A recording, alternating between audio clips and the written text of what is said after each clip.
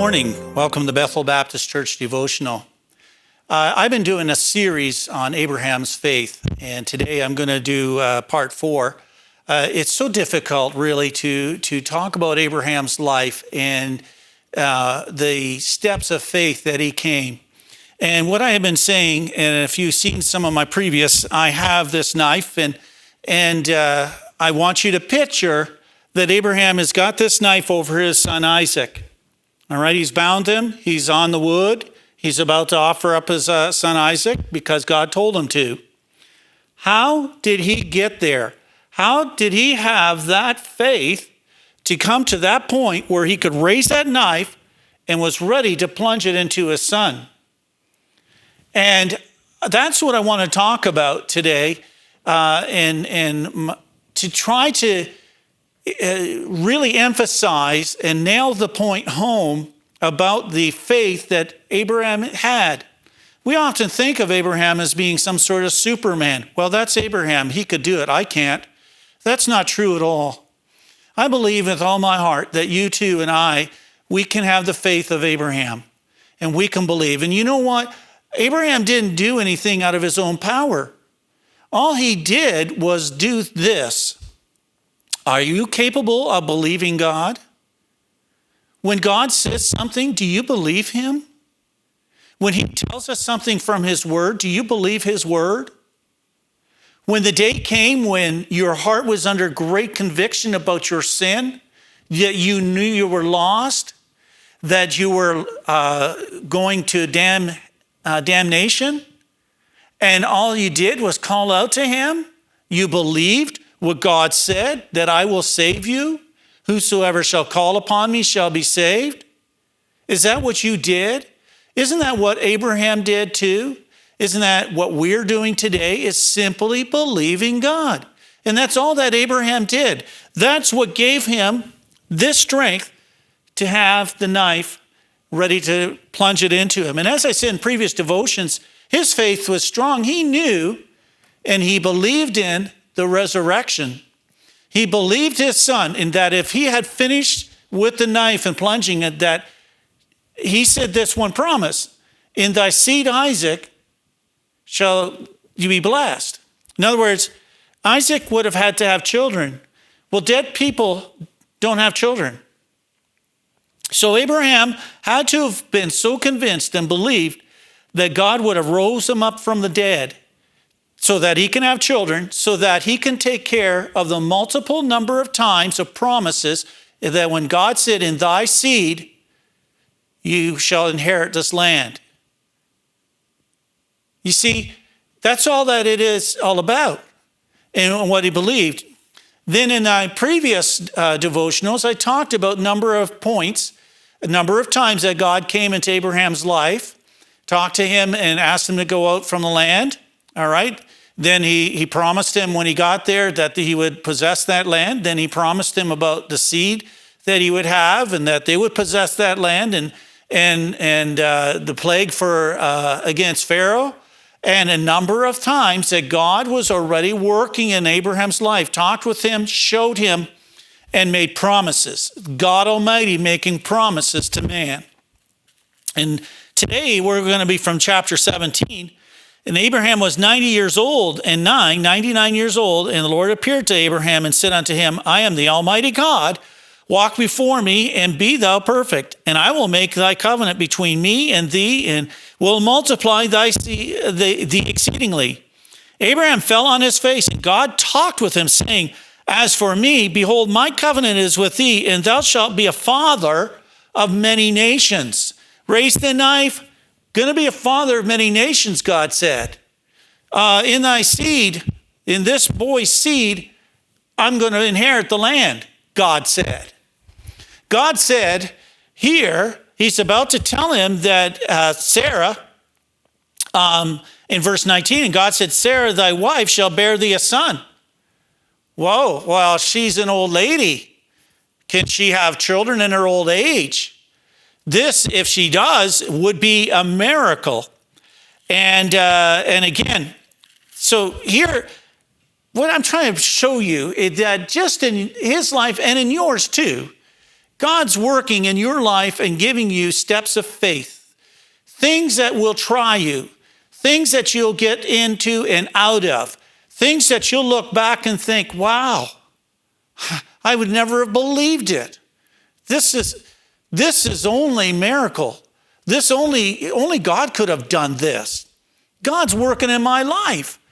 And when you get a number of those things, you become a bit more bolder and a bit more stronger in your faith. And you're willing to step out a little further because of what that's happened in that time. You see, you're not much different than Abraham. I'm not much different than Abraham. As we live this life, we grow in grace.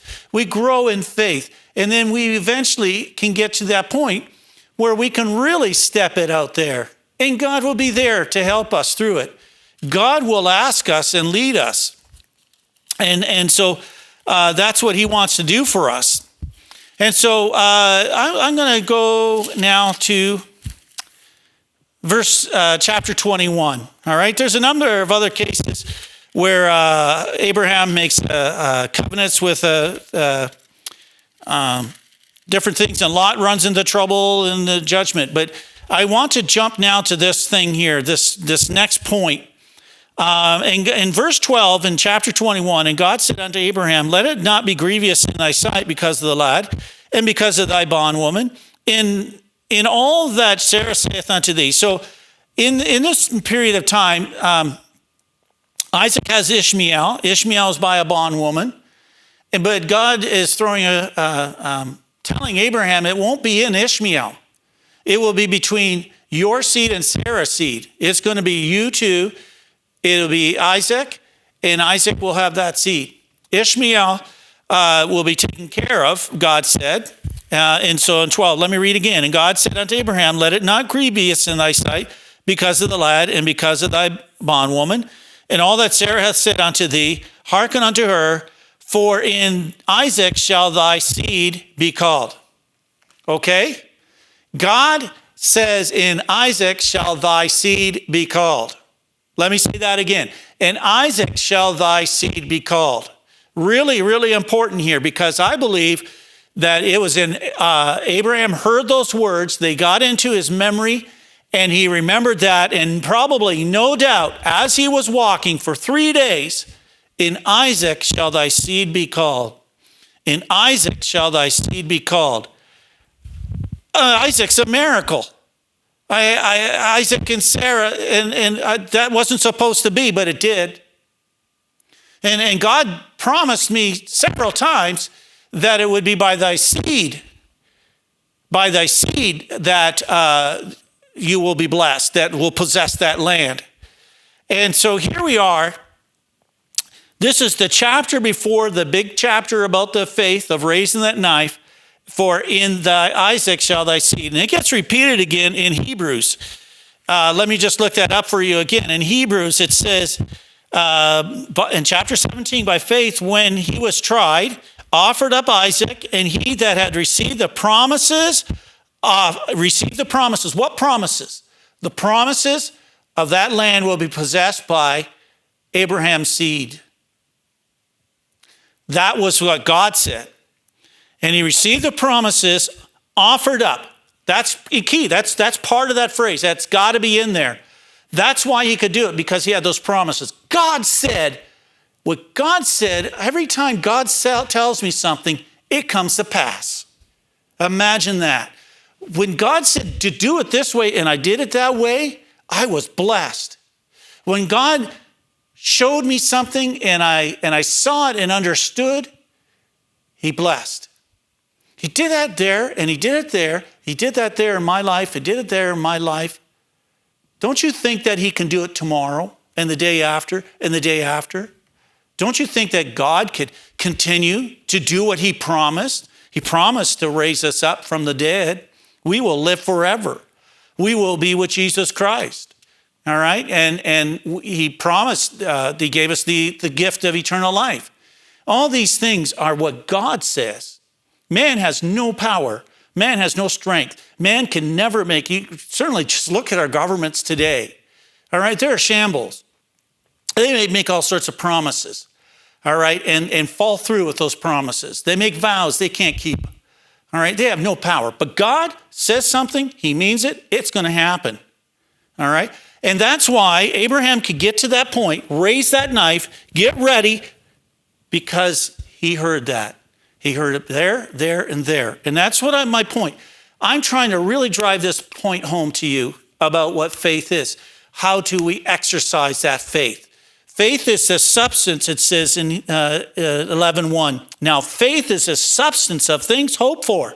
That's what he was hoping for.